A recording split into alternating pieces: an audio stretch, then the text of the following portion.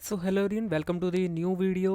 और अभी अभी ना एक मतलब न्यूज़ आई है कि जो यूपी कांस्टेबल का जो अभी आंदोलन चल रहा है, प्रोटेस्ट चल रहा है बहुत बड़े लेवल पे।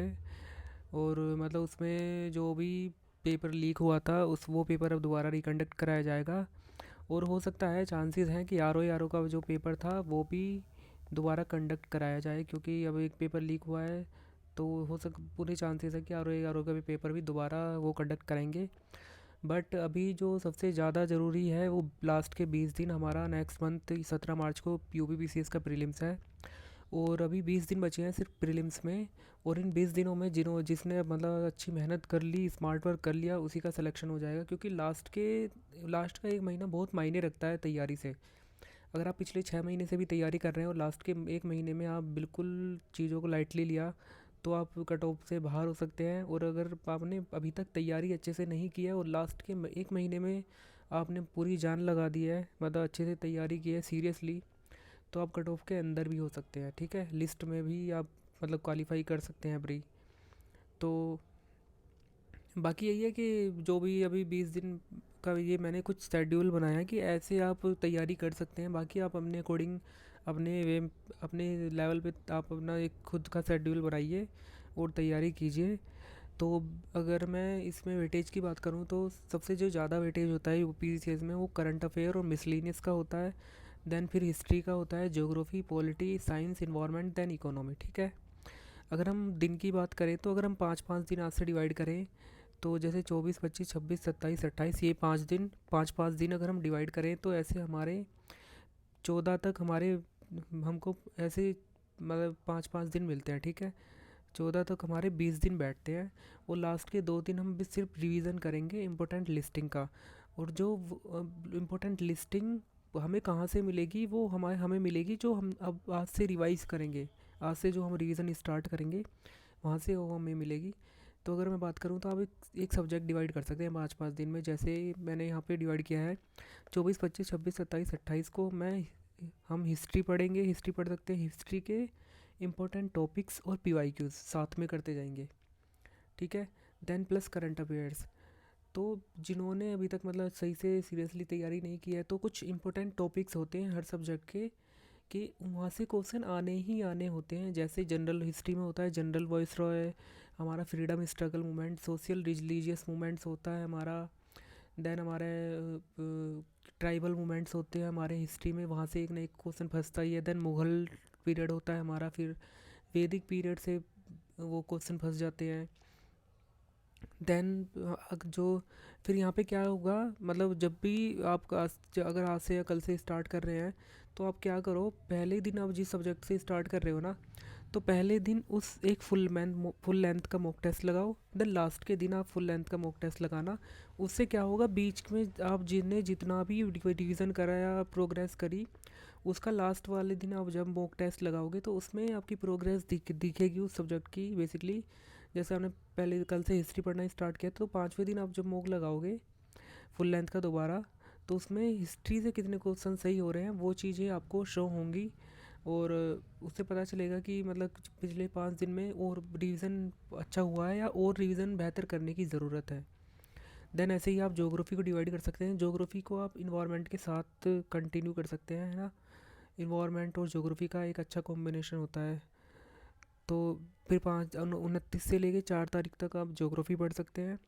करंट अफेयर्स आप डेली साथ में पढ़ेंगे। ठीक है। करंट अफेयर्स में भी ऐसा होता है कि कुछ इंपॉर्टेंट टॉपिक्स होते हैं जहाँ से करंट अफेयर पूछे जाते हैं। जैसे हमारा इंडेक्स हो गया, सबमिट हो गई, देन स्पोर्ट्स का हो गया। तो ऐसे कुछ फिक्स टॉपिक्स होते हैं जहाँ से करंट अफेयर्स पूछे जाते हैं। देन अगर हम बात करूँ 5 से लेके 9 तारीख तक, आपको जैसे सपोज़ मैंने polity plus science and tech मैंने कवर किया। देन 10 से 14 तारीख तक मैंने, अब क्या करेंगे, लास्ट के जो 10 से 14 तारीख के 5 दिन होंगे ना, अब हम इसमें एक एक दिन हर सब्जेक्ट को रिवाइज करेंगे।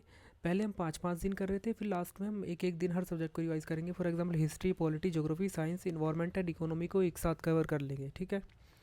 और डेली हम 1 घंटा अगर करंट अफेयर को रिवीजन करते हैं, आज से भी अगर हम करंट अफेयर का डेली 1 या 1.5-2 घंटे अगर हम करंट अफेयर को देते हैं ना, तो भी ऐसा नहीं है कि लास्ट के 20 दिन में करंट अफेयर मतलब दिमाग से निकल जाएगा। अभी ये टाइम है कि आप डेली करंट अफेयर को डेली रिवाइज़ करें।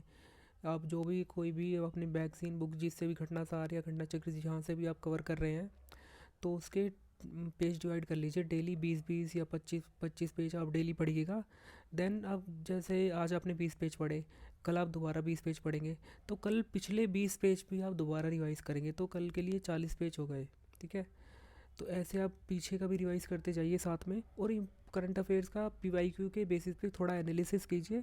फिर देखिए कि एक्चुअल में करंट अफेयर से भी क्वेश्चन कहाँ पूछे जाते हैं, और मिसलेनियस टॉपिक्स भी हमारे इम्पोर्टेंट हैं। देन लास्ट में 2 दिन बचेंगे, 15 और 16 में आप क्या कर सकते हैं, जो इम्पोर्टेंट लिस्टिंग होगी।